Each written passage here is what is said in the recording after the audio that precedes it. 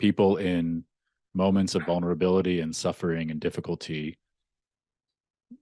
vastly want to be cared for. They want to feel a sense of someone showing up to that experience openly, lovingly, safely at a time where they don't feel so safe.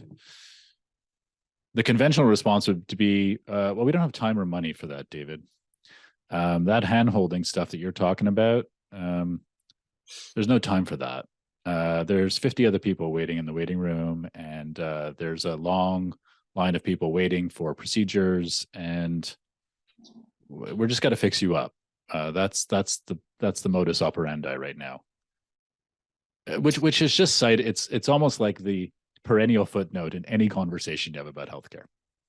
No, doctors have no time. No one has time. No, there's not enough money, more resources, more this. We would get better at all of these things if we just had more time and more money.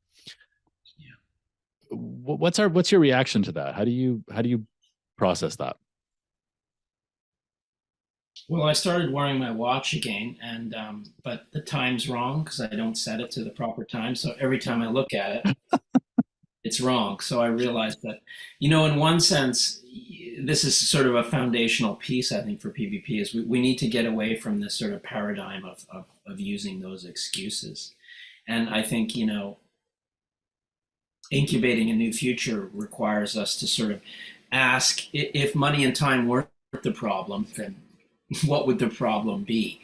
We have to find ways to shift our consciousness out of these things because, time is time. And so I think that's something that will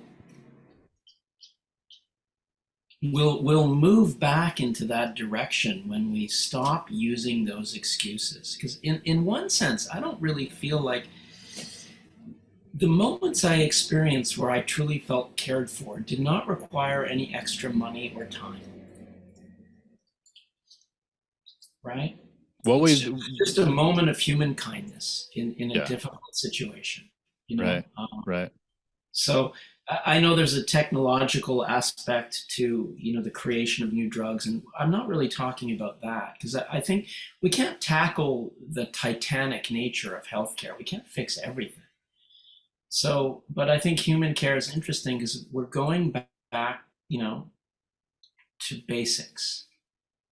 And as simple as it sounds, I feel like there's a lot there for us to explore if we'll just have the courage to do it. Of course, I think that'll all be nice when everyone's caring, but we'll still have all those other problems. Well, no, actually, they're correlated, these problems. The quality of how we show up to care is what nurtures healing in people's lives. Healing is what keeps people feeling well. People who feel well tend to stay well. People who feel well and tend to stay well tend to stay out of healthcare institutions.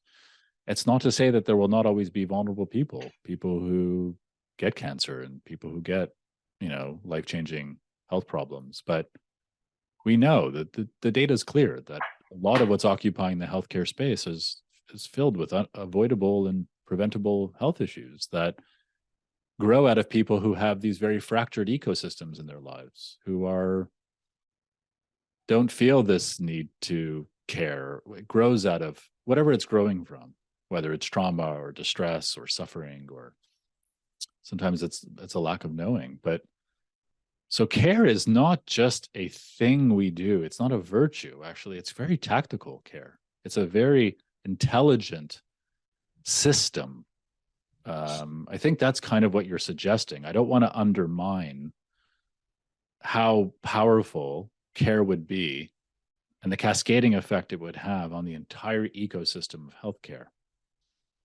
It would fundamentally transform the experience of healthcare. And a lot of these pain points that we're experiencing in healthcare, including like too much demand and not enough supply, and all the other kind of functional problems that we experience, many of them would start to calm down and diminish just as a result of how we show up to practice.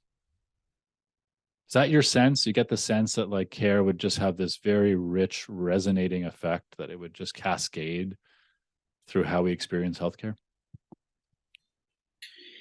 Yeah, I mean, yeah, I do. That is the sort of sense making that I'm trying to come to grips with. And, I believe in this idea of the circle, and when some little thing improves, everything else is touched by it. And there's no kind of beginning or middle or end in the Mm. circle. So I get there's a difference between sort of process goals and outcome goals. But, life is mysterious, illness is mysterious, health is mysterious, and we need to tackle the problem, the essential problem that we're bodies in time and space. We have a limited amount of time, and everyone is going to become sick and get old and die. And so, to me, part of the process is what this whole thing is built on, is this new way of caring for the different aspects we're all going to face. Mm. Everyone's going to become ill. I just happen to become ill a little sooner than many people. Right. And so I think we need to tackle this spiritual element of this whole piece, and stop sort of separating it out. And, by spiritual, I mean making meaning of the various things we go through as human beings and the systems we've created. And, right now, hospitals feel like garages to me, right? You go in and there's the mechanic, and then you're spit out, and we talked about this. I'd like to see hospitals and care facilities that feel more like temples, that feel more like holy places where people actually can care because they're born to care anyways. Right. And I do think that that would create a completely new paradigm, because what we're seeing right now is just complete exhaustion and burnout, and young oncologists and people who are highly trained, years and years, leaving the system. Yeah. Just leaving.